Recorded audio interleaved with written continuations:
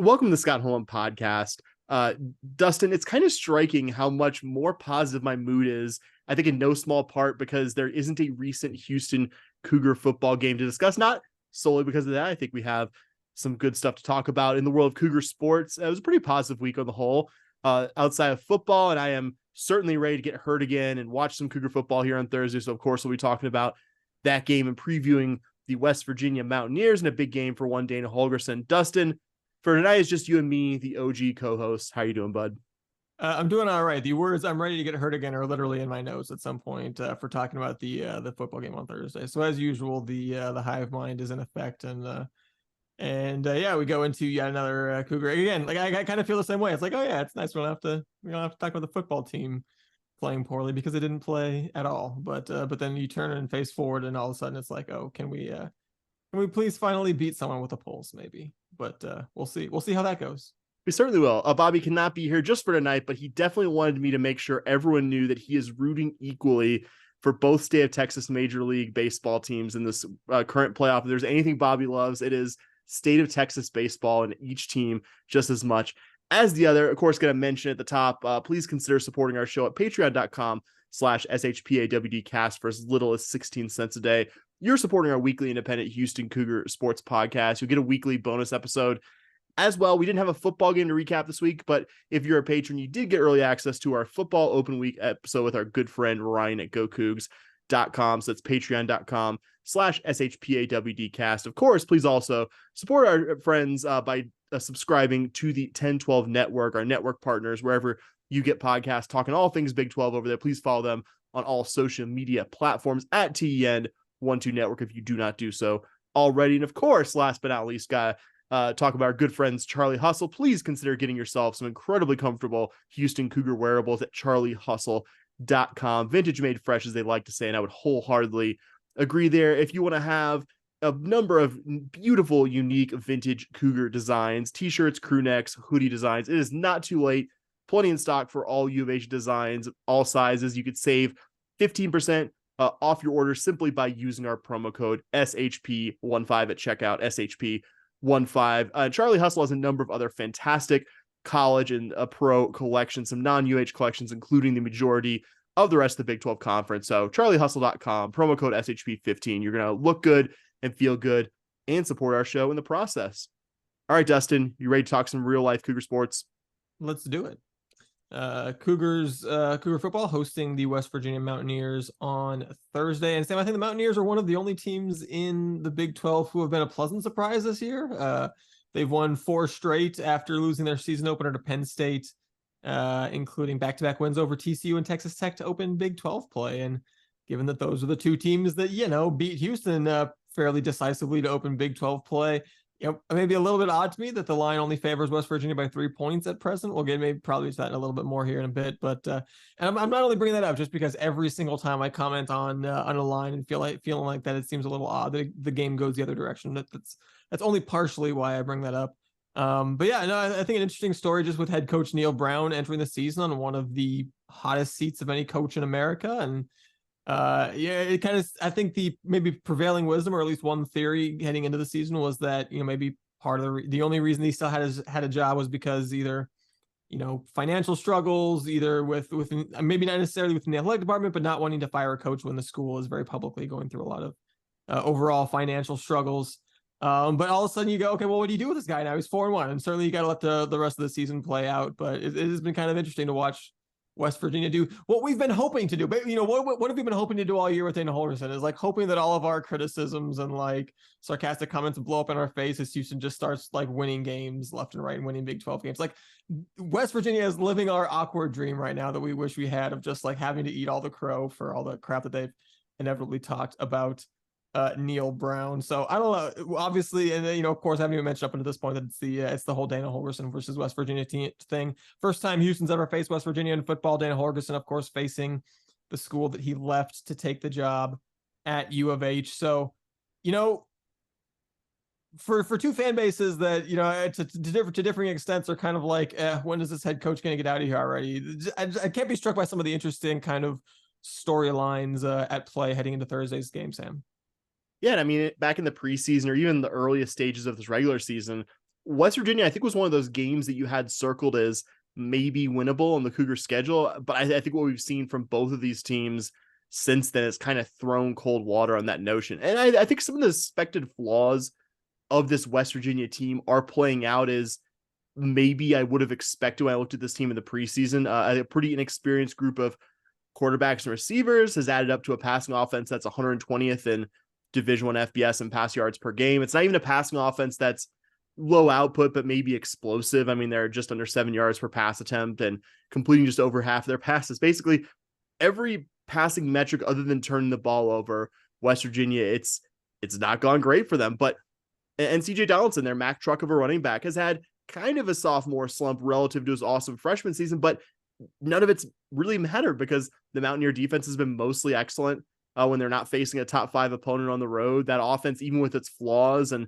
some of that regression from Donaldson, has still been very good at running the ball. And I guess that's kind of where I wanted to start, Dust, is that West Virginia rushing offense, even taking out their game against Duquesne, an FCS opponent in week 2, this has still been a good rushing attack. Maybe not as gaudy without that game in there, but still been a good rushing attack. And I think that starts with Garrett Green, their quarterback, who's been, I think, kind of been groomed to be the quarterback of the future there since he committed to Neil Brown's staff very early in their time in Morgantown. A bit of an undersized guy. I think he's listed at 5'11", but a really good runner, a guy who can move the pocket with his feet when needed as well. It kind of in some ways really reminds me of Greg Ward before Greg Ward really figured out consistently how to throw the ball. Very, very exciting, sometimes volatile, but I would say probably Ward's was a bit more explosive, and Green, I think, has done a bit better of a job early in his career taking care of the football, where that comparison kind of breaks down. But again, I mean it to be complimentary because I loved even early days Greg Ward, and Green is very dynamic, just like him. CJ Donaldson, I mentioned earlier, has definitely gotten the majority of the carries, but I think we'll probably see a decent amount of Jaheim White and Jalen Anderson to go along with Donaldson and Green as well. And something Neil Brown actually, I think, said to the crew that did the TCU West Virginia game is that the passing offense issues West Virginia has had haven't been entirely a quarterback problem. You mentioned, I think, receiver could be better. I think it's probably not a great sign that West Virginia's most explosive receiver this year is a redshirt freshman walk-on, Hudson Clement, leading the Mountaineers by a good margin in receiving yards and touchdowns, has 10 receptions in 5 games, and he's their leading receiver. I think that kind of says a lot with this passing offense. And I would say certainly outside of Sam Houston, this is the worst passing attack the Cougars have faced so far in the current season. Will be one of the 3 or 4 worst they probably see this season, but you probably know where I'm going. I don't know if any of it'll matter. I really don't, because this West Virginia rushing offense is that good, and we haven't seen this U of H defensive front shut down anyone really worth anything offensively as rushing attack. I mean, UTSA and Texas Tech both rushed for season highs against the Cougs. TCU came really close to doing so and rushed for way over 200 yards. I mean, you know, Dustin, maybe it ends up being different. College football can be volatile like that. I mean, you and I are both very, very wrong. Me, I think, most about K-State and Oklahoma State last week, trying to talk myself kind of like you did at the line into crazy things happen in the Big 12. Crazy things could happen at TDECU Stadium on Saturday. But I look at this game, I look at both line matchups, and that's where I just stop being able to talk myself into the Cougars winning this one. Yeah, I mean, I think to start, you know, you kind of look at their offense and, okay, against FBS opponents, they've scored 15, 17, 20, and 24 points. Not exactly lighting the world on fire. And like you said, neither Garrett Green nor Nico Marchiol has really done all that impressively in terms of passing the ball. They've both missed time with ankle injuries at different points this year, as they've kind of had to split. It looks like Green is, started the last game. He was the guy that started the year, so we assume he'll be going on Thursday, like Sam mentioned there. But yeah, I mean, the passing numbers from Green are pretty pedestrian. 26 of 60 against FBS opponents, or no passing TDs and no picks. But like I said, Sam said, part of a big rushing attack, 185 net rushing yards for him, 3 rushing touchdowns, and the overall rushing attack is just like you said. It's one that it's hard to really see Houston doing a great job of slowing down. And okay, they haven't really, they've only been scoring in the teens and the low 20s. I think Houston's going to have to at least do that to, at least keep them in that area, which I'm not 100% sure that they can, because it scares me how much success they might have rushing the ball. And like I said, the one thing that they've done in terms of throwing the ball is not turn it over, which has kind of been the thing Houston has done well, is like force picks, this year. So if they're facing a team that is not turning the ball, is not throwing the ball, is not throwing interceptions, are we really convinced that they're not going to have an above average passing turnout. I'm not convinced that that's going to happen either, just because Houston's defense has been that up and down this year. So I think you have to have a really strong defensive performance to keep in the game. Cause like you said, this defense is really good. They've been really hard. Opponents less than 3.5 yards per carry, only completing 50% of their passes. That's really salty in both aspects. And facing a Houston team that hasn't played competent offensive football in both halves of a game other than the Sam Houston game at any point this year. West Virginia giving up 40 total points in the last 3 games against Pitt, Texas Tech, and TCU. How many points do you expect a pretty flawed and inconsistent Houston offense to score against a defense like that? Enough to stop them from covering that 3. That is why the 3 feels a little low for me. But on the other side, I guess the argument in terms of that line is, while yes, West Virginia has 3 nice wins over FBS teams that I would love for Houston to have on the resume, they've also barely scraped by in most of those wins. They're only a couple plays away from being maybe 2 and 3. Like I said, just not really scoring a ton of points. You look at even SP Plus, which we mentioned a lot, suggests that West Virginia is about 4 points better than Houston on a neutral field, but it's not a neutral field. It's in Houston. It's a lengthy midweek road trip for a team to go play on the road in front of a hostile atmosphere. And I don't think that, I'm sure West Virginia will bring some fans. I don't think Houston's going to have just a ton of fans, but I don't think that West Virginia, also compared to some of the other teams in our conference, is going to have some huge traveling contingent that's going to make them feel in it. So I think it'll be a fairly genuine home field advantage for Houston. So I guess, despite all the evidence that I just laid out for why it's hard to see Houston, I see Houston potentially struggling on both sides of the ball. And yet I kind of feel like this is winnable. I kind of feel like, Houston could do well enough. I'm ready to get hurt again. There it is right there in my notes, Sam. I don't know. I feel weirdly like maybe this one is going to, like maybe my incredulity at the line. I don't know. I feel like maybe I have to say that I have to argue the point and not backtrack, because maybe I'm undoing the jinx at this point, but that line looks so weird to me that I go, okay, it has to be the case maybe that Vegas knows something that I don't. I had sort of the same thoughts that you did, but I will also, just to play devil's advocate here, point out that TCU closed at like a 6 or 6.5 point favorite when they played at the Cougs in week 3 and covered that one by a margin of several. But yeah, I've kind of had the same thought. I mean, just kind of zoom in on something I said, that West Virginia offensive line, for all that the flaws they have offensively, I have a hard time seeing this Cougar defensive front, as we've seen it for the first 5 games of the season, to deal with an offensive line that, even with the flaws we knew West Virginia had, like it was probably that unit and CJ Donaldson at running back that were the most positive things you could talk about in the preseason. When I had our network pal Jeremy from Raspy Voice Kids on during the summer, I asked, I was like, okay, but try to work out a positive scenario how this is going to happen. He enjoyed it. He was like, he had to think about it, but he talked about, hey, like CJ Donaldson is a good back. Garrett Green has shown promise running the ball, which I would say he's definitely, I would say, fulfilled at least that promise running the ball. And that this was an extremely veteran offensive line. You got a Sunday guy at center and Zach Frazier, and multi-year starters alongside him, at least a couple of them who have gotten an all Big 12 selection at some point in their careers. And Brandon Yates, Wyatt Milam, and Doug Nestor as well. All the things you said, Dustin, don't really have anything I specifically disagree with out of that, and thinking that this line is a little weird, but I just don't see the Cougars winning at the point of attack against that group. Will it be ugly? Will West Virginia score fewer points than Texas Tech and TCU did against the Cougs? Yeah, probably. I could see it, because design wise, they're not an offense that's gonna go up and down the field the way Texas Tech and maybe TCU would. They really want to take the air out of the ball and just slowly kill clock and run the ball and keep the Cougar offense off the field. But again, just it's winning at the point of attack there that I can't say I can predict it to happen until I actually see something like it. I like, if the Cougars are able to this week do something pretty good against West Virginia rushing attack, maybe hold them to, we'll say, just 150, 160 yards and a not great per attempt average, and the Cougars win this game. Okay, I now have a data point that this group can actually do something against a good to very good rushing offense at this level. Haven't seen it yet. Don't think I want to predict it. I just want to shout out a couple of their guys individually in the defense as well. Lee Koba, I actually, before I even looked at their season stats, I rewatched the TCU West Virginia game from a couple Saturdays ago. And even before I looked at their stats, I was like, this guy leads them, like Lee Koba leads them in tackles, like 100%. The guy was all over the field. And yeah, sure enough, their tackles leader. As wanted to also mention Beanie Bishop, a good cornerback, someone I'm sure they'll have on Matthew Golden and Sam Brown a fair amount on Thursday, and just a really good defensive line. I don't know if I feel as emphatic about U of H having no chance of winning at the point of attack against West Virginia's defensive line.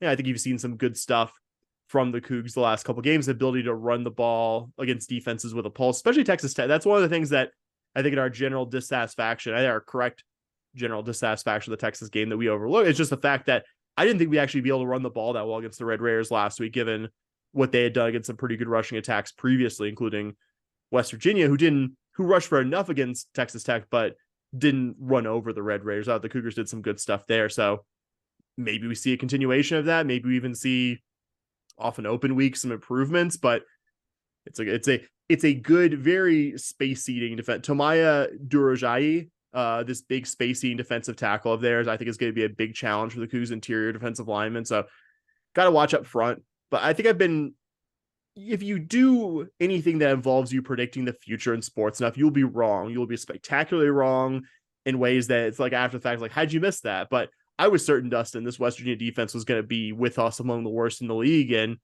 I'd say that and a good salty running game are the reasons why we're talking about 4-1 West Virginia right now. Yeah, no, I think that's fair. I wanted to get back to something that you had said about having a hard time seeing Houston dealing with West Virginia's offensive line and running game. And I think this is not me saying that what I'm about to say is like the most likely thing to happen. I'm saying, like, I see the path, right? I see the path, so yeah, I think the path is, Houston just looking like a team that is playing with an energy level of a team that was slept in its own beds last night and is a little bit ticked off by how the season has gone and wants to, put on a good performance with the whole country watching. So you're playing on Thursday when there's not much else going on in terms of college football. And a West Virginia team that maybe is a little bit overconfident based on having won some games. You have a quarterback, like you said, has had a real hard time throwing the ball. Maybe you get an interception off of Garrett Green early, and they are having less confidence in throwing the ball, and you can just totally stack the box. And as much as Houston hasn't been as good up front as we wanted them to be this year, I think it's also not the case that there's not talent. We've had some guys dinged up. We've had some guys that maybe haven't played up to their full potential yet. But you've got guys in the defensive line like Nelson Caesar and David Igwebu and Chidozie Nwankwo, who I don't think are untalented defensive linemen who can't, make some negative plays and maybe play better than they have up until this point in the season. And I think everything we've seen from Brian early up until the season suggests that he's the kind of guy that you want to try to continue molding these guys over the course of the season and get the best out of them. So, not to jump ahead, Iowa State hadn't run the ball for shit all year long and all of a sudden had a strong running game. And it's just because, maybe some guys finally, some things clicked. And I think there's enough talent there that it could click. We could see Houston. Okay. If they know what's coming and West Virginia has to be kind of one dimensional because Houston's secondary is playing well. I could see this front having enough talent that if they're able to just stack the box, that maybe they do a little bit better against West Virginia's run game than we think that they're going to probably. And maybe that's how Houston, I think, keeps this one close. I hope it happens. Like, I so hope it happens, because there would be few things I think funnier than, and not even like, I don't have any specific animus towards West Virginia fans, really. Like, I don't feel like West Virginia fans the way I feel about a certain burnt orange school or a certain maroon school, or even some of the schools who I conference with. I just don't feel that. I don't feel strong enough about West Virginia to have that kind of negative reaction. I think the feeling is mutual, even if there's some specific animus towards their former head coach and our current head coach. But the humor from the college football universe that West Virginia finally has their first pretty good looking Big 12 team since Dana Holgorsen's last year, 2018, when they were, I think, a game or two back of ultimately winning the league and looked pretty promising, but just didn't finish strong in November of 2018. That they would finally have this team, and that the man to give them their first Big 12 loss would be Dana Holgorsen, their coach, who they spent parts of the last 3 or 4 years like being mad that he left, and then also the last 2 years thinking, oh, I so badly want us to have a chance to go head to head against on a football field. For him to win that, I think that would be very funny. Like that would be just a fantastic turn of events. And if you just like, if you like humor, if you like irony, I think that would be cool. I guess if you like the Cougars too, like that would be good. I certainly hope it happens. But again, you're right. Like, and we've seen it in Big 12 play this year that you can't just say, oh, well, this team has done this through X number of games. It's impossible. have a good game out of nowhere. Like, it happens all the time. It's one of the things that makes college football, I think, such an appealing sport. But it's a curse of small imagination. Yeah. Is it the thing I think is most likely to happen? No.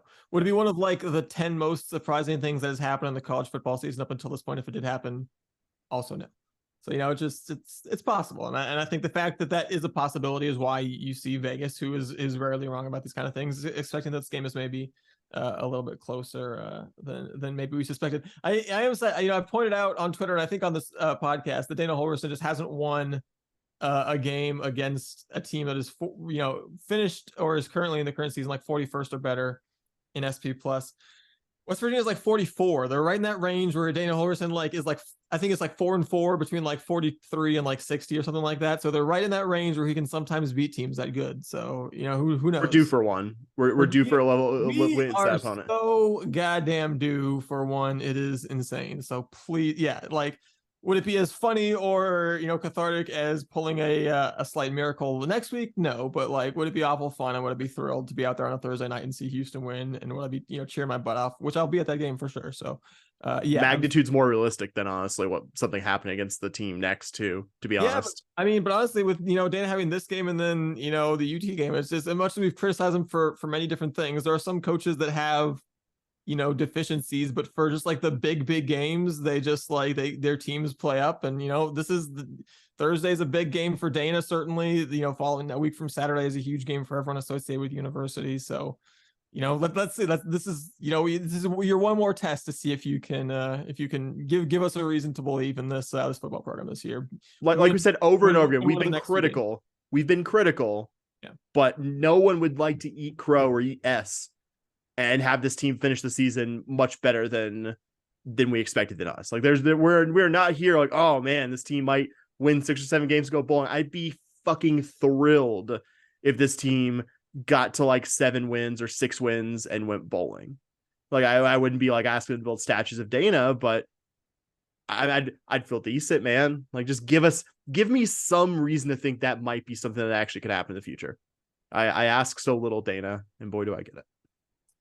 All right, let's keep it going with college football in the Big 12 week that was. This past week, we started on Friday when we saw Oklahoma State, as alluded to, upset Kansas State 29-21. The Dustin and/or Sam having an opinion about a line curse lives on. And really, it's still kind of hard to explain this one. Alan Bowman was still only decent, but that's all he really needed to be because Oklahoma State ran the ball really, really well with Ollie Gordon in this one. And they played their game of the season defensively. They gave Will Howard all kinds of trouble. He completed less than half of his passes, got sacked twice, threw 3 picks. So, man, I guess Oklahoma State picked a good time to play probably their best game of the season on both sides of the ball.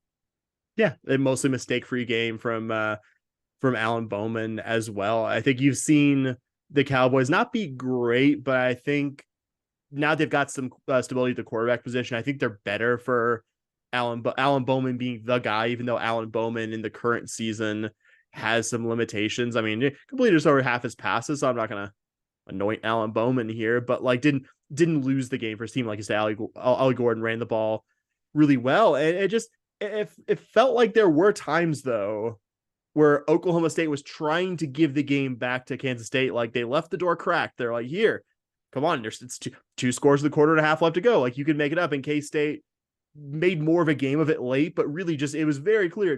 We're not interested in kicking that door open. Even I would say with, running the ball fairly well. I mean, Will Howard, who threw 3 picks, did have over 10 yards of carry on the ground, though most of that was on 1 carry. So I don't know. I really thought that this Oklahoma State defense wasn't going to be able to stop what K-State does offensively. I really thought K-State wouldn't beat themselves offensively. And maybe we're seeing that even though maybe you can replace some of the yards, just the threat that Deuce Vaughn was to them previously. Like, I don't know if you don't have a dude, just fine. Like Deuce Vaughn's not an every year kind of player for most programs, but I think you're still seeing the loss of Deuce Vaughn there somewhat, and maybe a defense that isn't allowing them to win as many fine margin games as they did last year, which again, that's in no way cheapening their 2022 Big 12 title, but they won a lot of close margin games, and even a little defensive regression can like really, really flip some of those close 1-score games like we've seen. And I think that defense didn't give them a chance to get back in the game.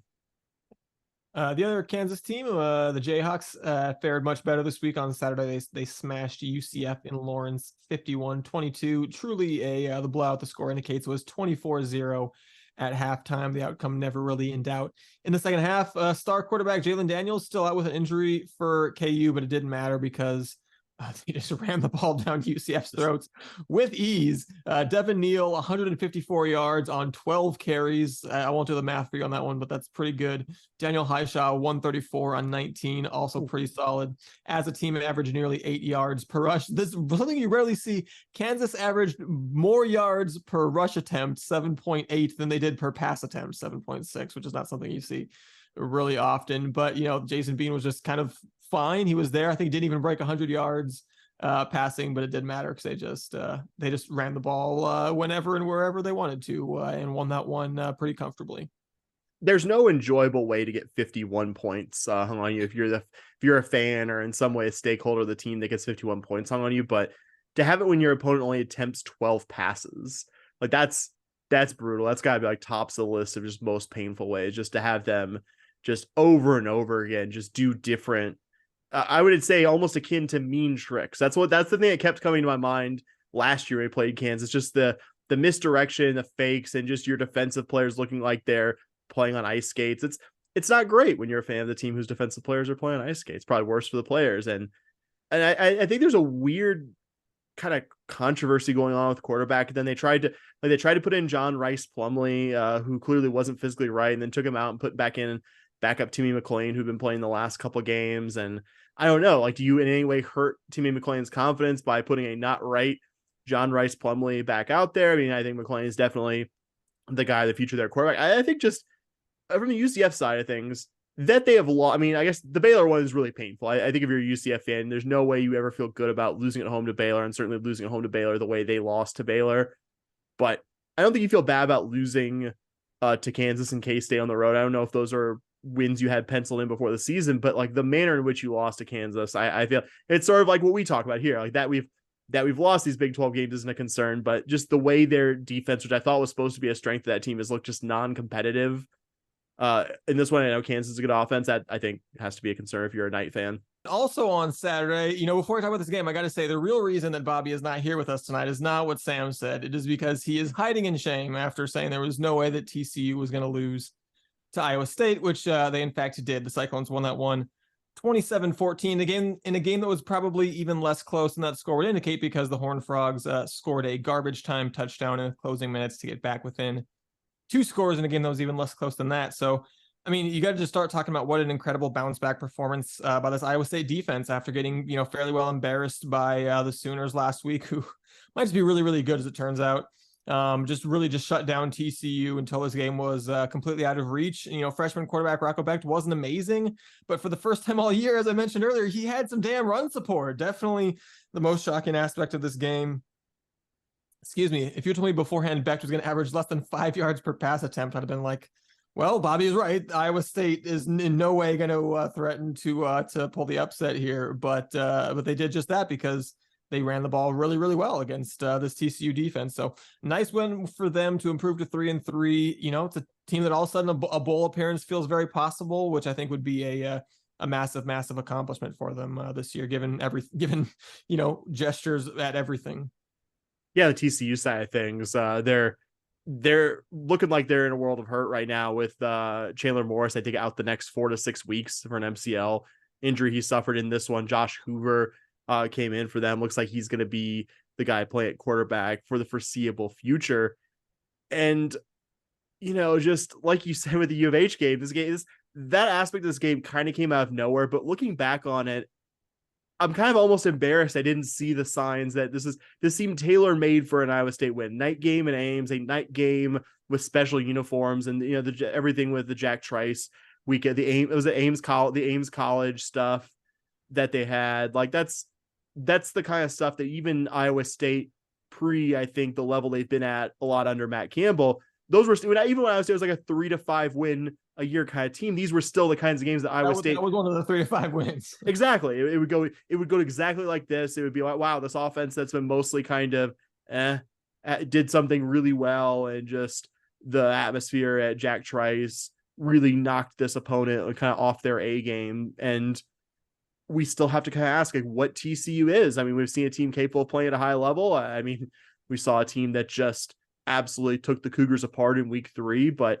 we've also seen a team that's played quite poorly. They lost West Virginia back in Fort Worth the Saturday prior. This Saturday at a 27-14 game that would fully co-sign what you said, Dustin. I don't think it was as close as that final score leads you to believe. I mean, I think this is a bowl eligible TCU team, but even without the starting quarterback, like that starts getting a little sketchy. And after, I think, saying it's SMU, that seems like Kendall Browse has kind of figured out how, what he's doing offensively. I mean, they've looked all over the place now the last 2 weeks. When I noticed us when I watched that West Virginia game, TCU had so many damn balls that should have been picked. I counted at least 3 where the West Virginia defender was doing the hands on the helmet, the universal sign of, oh my God, how did I not come down with that one? Yeah, kind of at least starting to cry. How did I not come down with that one? So I feel like even prior to Morris going down, this is not an offense that was playing its best football. And I think kind of I hope if you're a TCU fan, this doesn't really unravel after, I think, 2 very frustrating weeks.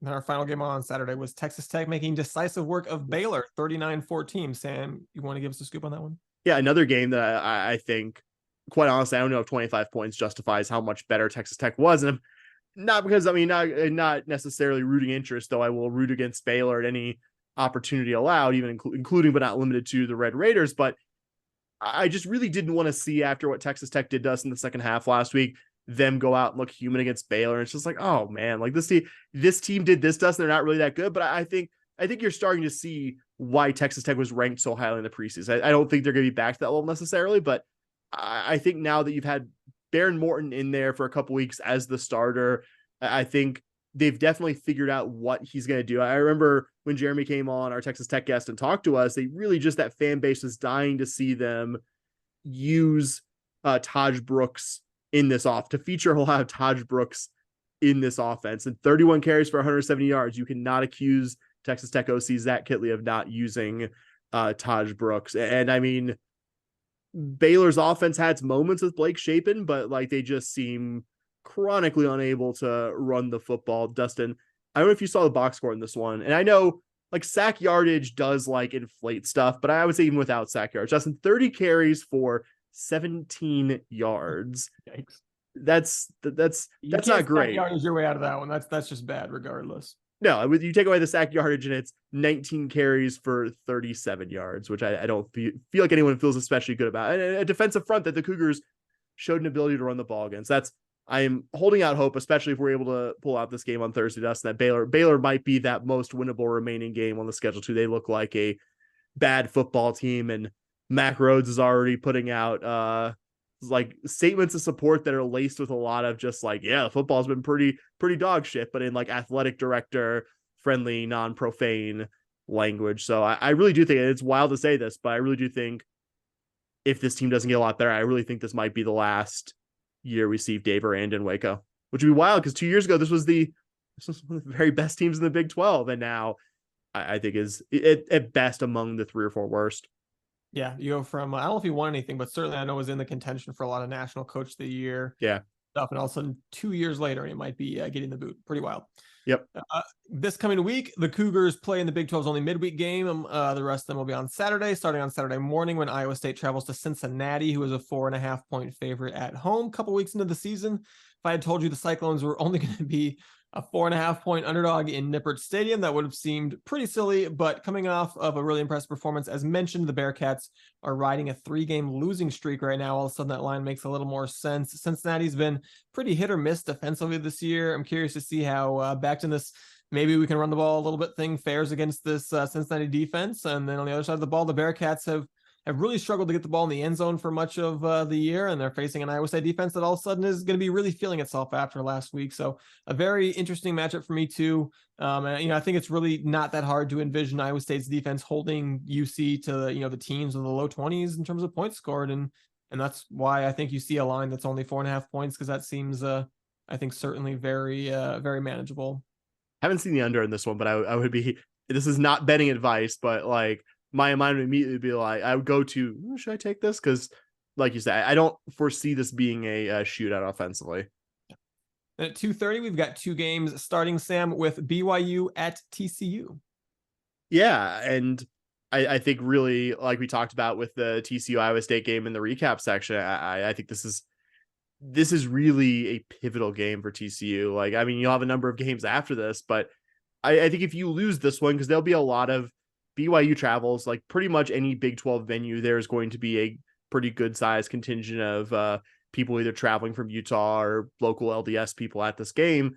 So obviously, one is your opponent gonna rub salt in the wound after these two really painful losses, and I think really this is going to be a first big test also of the BYU defense, because you're going to the house of an established, has been in a number of years Big 12 team, the team that was playing for everything about 9 months ago at this time, and they're going to be on their backup quarterback. But can they slow down Amani Bailey? Like, I will say, for all of what Iowa State did well defensively in Ames, Amani Bailey did get some yards on the ground. He was able to run at times. This wasn't this was a good Iowa State defensive performance, but it wasn't a vintage performance, I think, for that reason, because I think old school Iowa State holds him to like 13 carries for 35 yards. So maybe he's able to find some joy against the Cougs with EU. Maybe this team comes after two painful losses and just takes it out on a BYU team that I think is maybe a bit more fragile than their record would indicate. But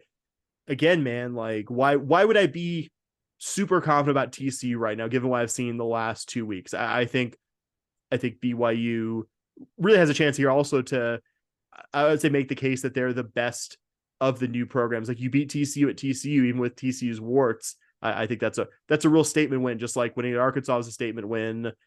I think gives some credence that this BYU team is legit and the best of the four newcomers.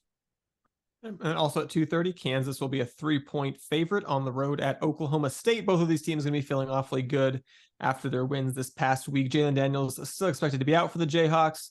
So it's a game between two teams that are going to be feeling pretty good, despite the fact that their respective quarterbacks on Saturday are going to be Jason Bean and Alan Bowman, which is, politely say, not what I'd call a marquee quarterback matchup. But both of these teams ran the ball really, really impressively this past week. Neither has been especially good defensively overall in the year, kind of middling, but coming off of, I think, relatively strong performances. So this one feels really up in the air. It feels like one of those games where a wide array of outcomes are within the realm of possibility. You could tell me either team was going to win by 3 scores. I might believe you. You could tell me anything in between. I'd probably believe you too. So really, really intriguing. I think the -3 is kind of them going, okay, well, Kansas has been better on the whole this year, but in terms of what's going to show up for either of these teams on Saturday, we'll see. And the only thing I would add is that Kansas has not looked as good away from, at Lawrence, they've looked like a top 15, top 20 team, maybe a top 5 offense. But I mean, this is also a team that struggled in Reno back, I think, in week 2 against one of the worst teams in FBS. So obviously a bit less of a trip from Lawrence to Stillwater as Lawrence to Reno. But I don't know. That's just something kind of in the back of my mind about this one. And then the evening kick for the Big 12 this week will be 6:00 Central Time, Kansas State at Texas Tech.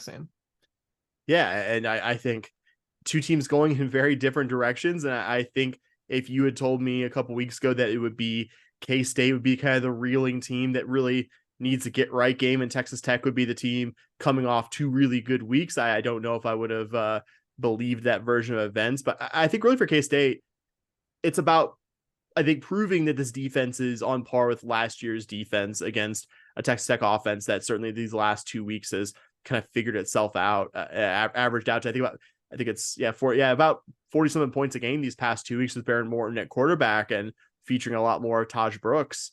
And K-State hasn't looked as capable of handling what Texas Tech is offering than I would have probably expected 2 weeks ago. And for Texas Tech, it's, you had a good second half against Houston. You had a really good game on the whole, but I would say K-State is a different level of challenge than the Cougs and Baylor offer. So do you see a better or different looking Will Howard, or do you see something similar to what you saw in Stillwater last Friday? If you see something similar to what we saw last Friday, I think this could be every bit as ugly as the Cougars game. Not that that's the most likely outcome here, but I think Texas Tech is really, really trying to make up for that slow start to the season. And I think won't hesitate to pound K-State if they come out looking a bit sketchy like they did back last Friday.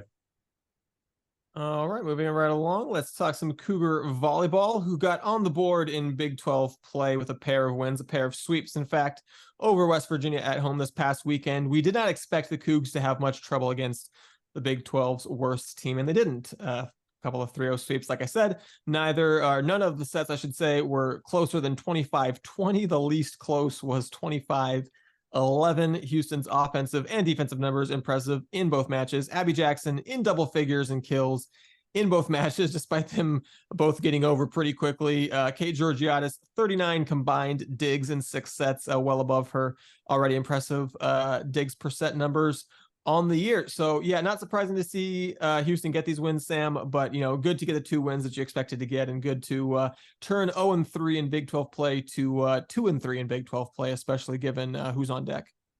No doubt. And we talked about it in the lead up to the matches against West Virginia. We said these should both be decisive 3-0 sweep kind of wins, and maybe only a set or 2 being close. And credit to the Cougars, because it bears repeating how brutal the road swing that they had.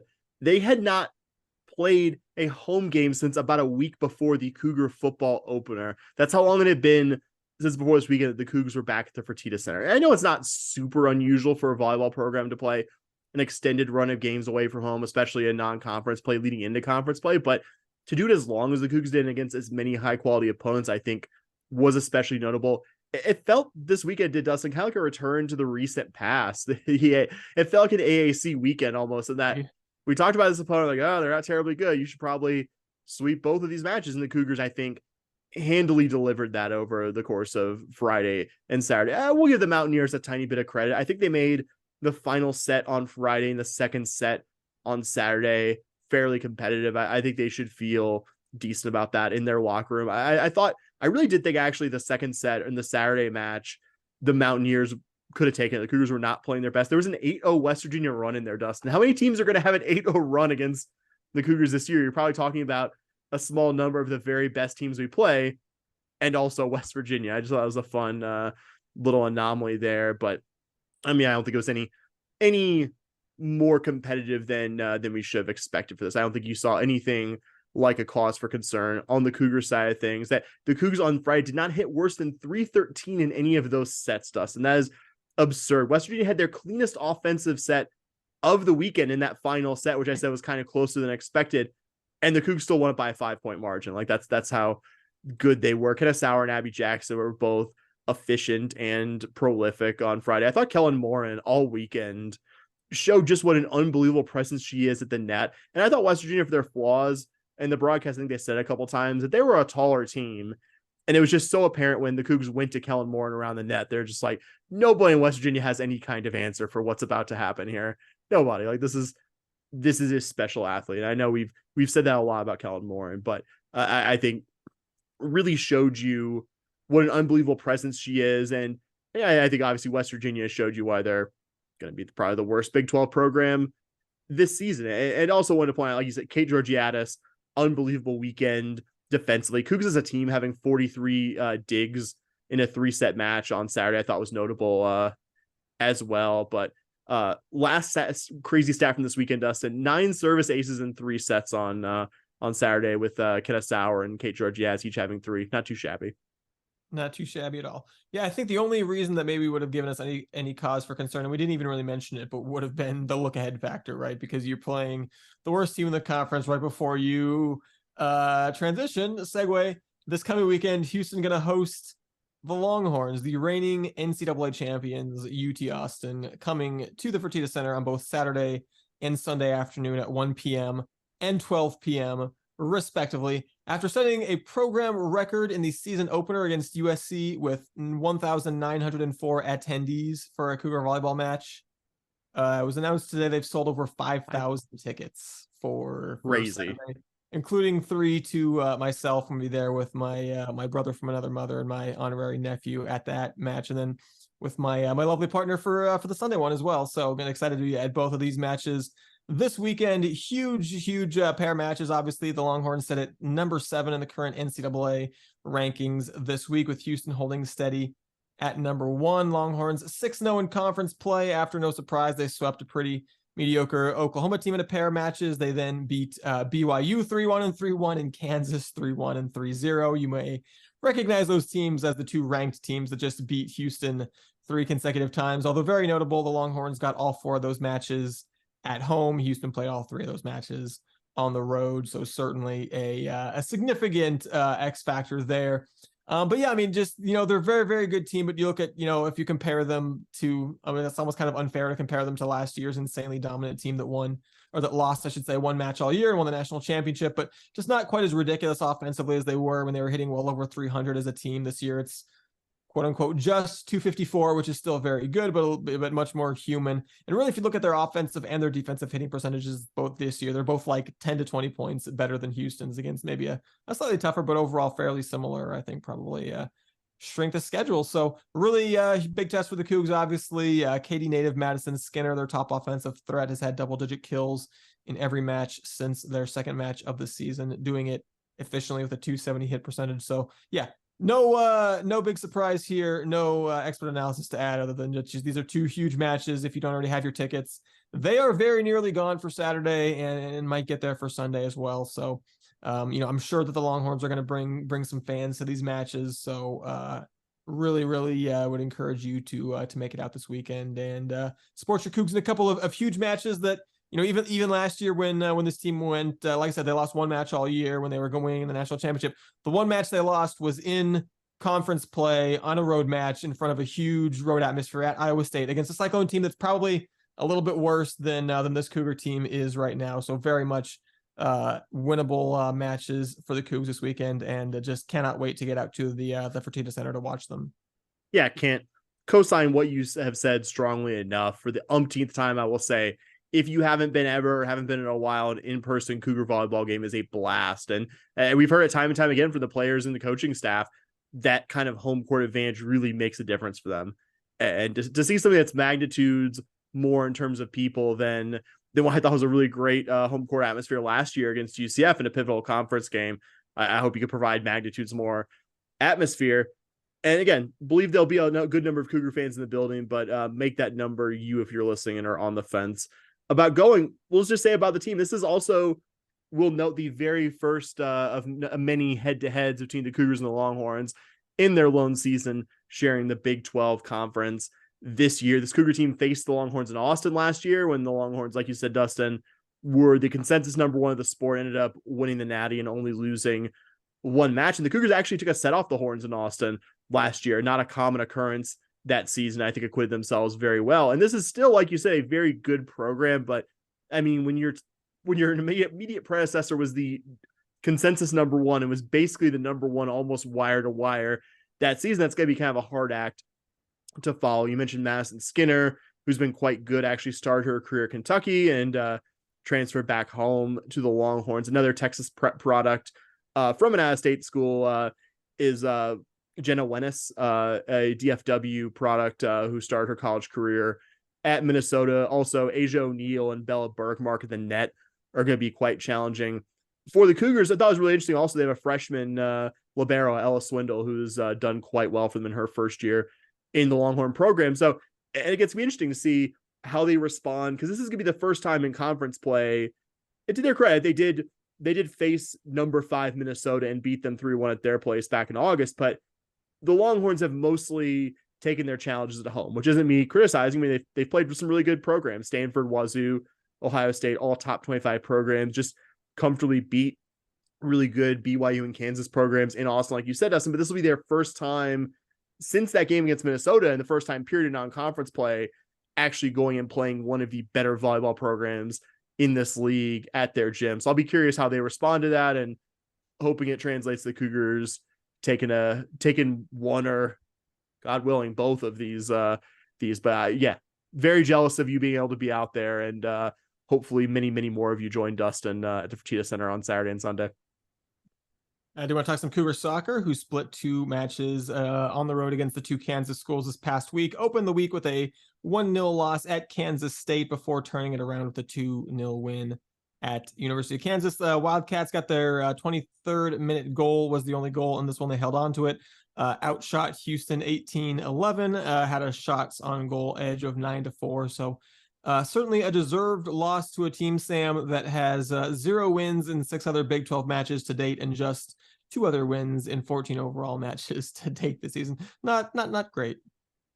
Yeah, I think it was the fact that it's not just that K-State beat the Cougars. It wasn't one of those matches where K-State got a goal early against the run of play and then just kind of hung on the rest of it. I mean, I don't think that goal was against the run of play at the time. And frankly, I think K-State was probably the most or the more positive team for the last 60 something minutes of the match, which I think it's frustrating. I mean, splitting these games, I don't think I would have thought would be a bad outcome prior to the weekend, but I mean, just to get my negativity at the top, K-State and Kansas aren't any better than the dregs of the last league that you were in. These were the kind of opponents that U of H was beating with regularity in the final season of the previous half. Even prior seasons, U of H, I think, was more often than not ahead above the worst American Athletic Conference team. So as much as I'm happy that this team eventually got a second Big 12 win later this weekend, I was very frustrated about the way this game went and that the Cougars weren't able to do better chasing a deficit against this team and do better against an opponent who had not beaten or even come close to beating a Big 12 opponent in a good while before their win over the Cougs. Yeah, definitely a disappointing result. The Cougs did, however, turn it around, as we mentioned, on Sunday, led by their freshmen in a game against Kansas that went to halftime 0-0, but in the 54th minute, Houston got a free kick in a dangerous spot. Freshman Kirsten Kaiser made a run to the near post and was not marked well. Freshman Ariana Jimison found her with a free kick. Kaiser put it into the back of the net for the first goal of the match. And then just 3 minutes and 3 seconds later, once again, an Ariana Jimison free kick, this time more in the centrally located in the field, more of a dangerous shooting position.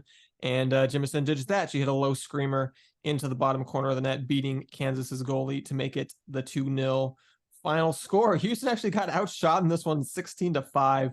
But all 5 of Kansas' shot on goals were saved by Olivia Dietrich, and the Cougs made 2 of their 3 shots on goal count as they got, as you mentioned, Sam, their second Big 12 win of the year.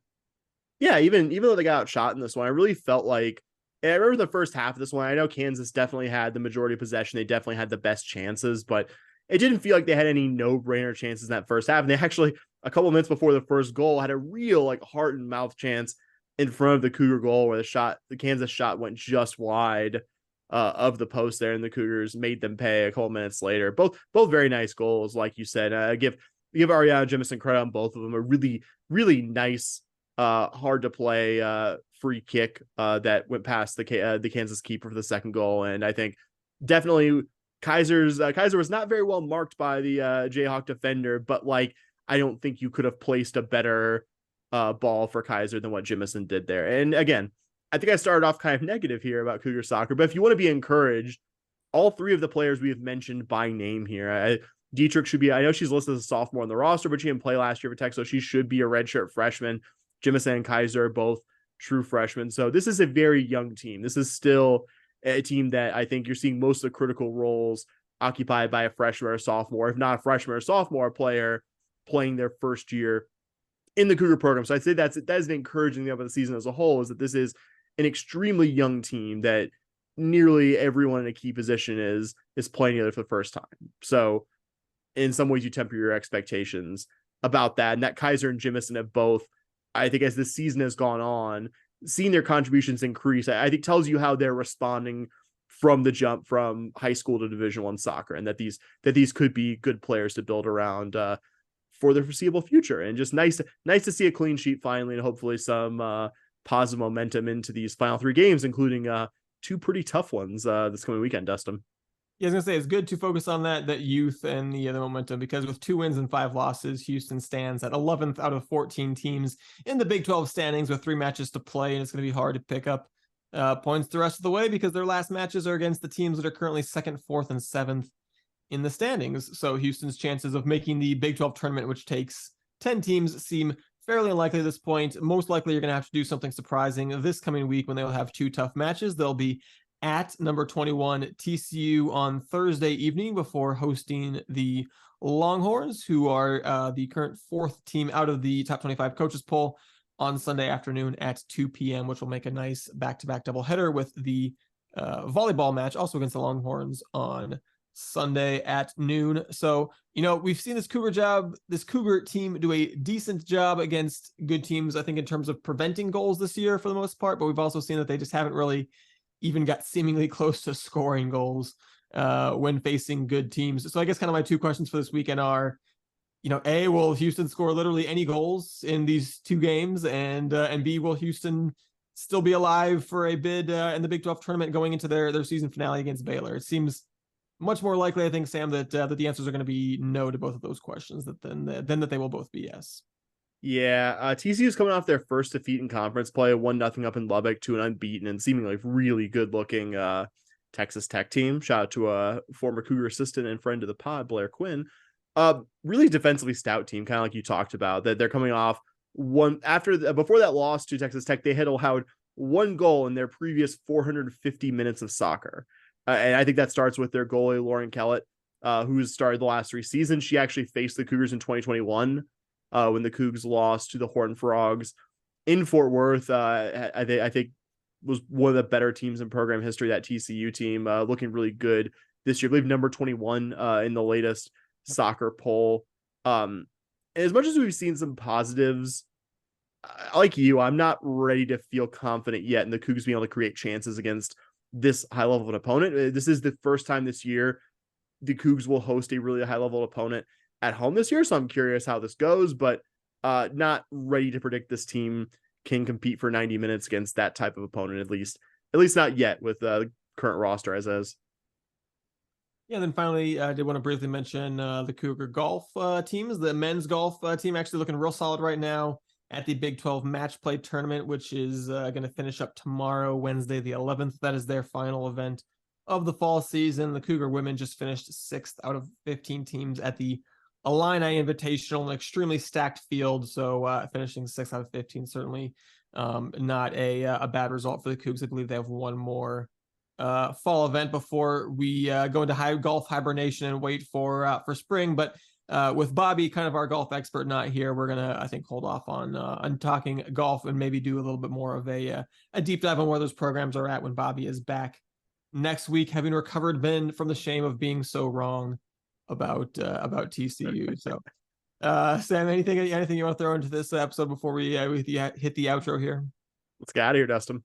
Let's get out in under an hour. Look at that. Did we? My goodness, look at us. When you've got no football game to recap and only 2 people talking, you just you speed right on out of here in under an hour. But I'll make it up with a lengthy outro here, and just let you know to go to patreon.com/shpodcast if you want to put some money behind the work that Sam, Bobby, and myself do on a regular basis. You can also support us by supporting our friends at the 1012 Network. You can support us by going to charliehustle.com and using promo code SHP15 to get some excellent merchandise and help us out as well.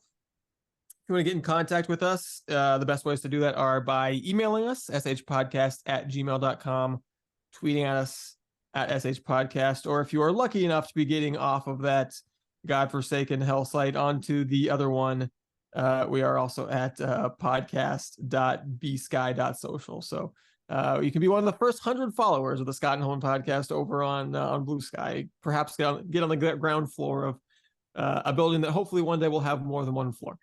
I was gonna say one more. I need to get the right URL on this one, but please subscribe to our video podcast at youtube.com/@SH podcast. Having the slash and at next to each other is so weird to me, but that youtube.com/@SH podcast, you will get us in moving picture. I've been making funny faces this entire episode, and if you've only been listening to this podcast and not watching it on YouTube, you're really missing out. So encourage you to go subscribe to us over there, as Sam mentioned. So Exactly. that's gonna be the last thought for us on this one. So as always, go Cougs.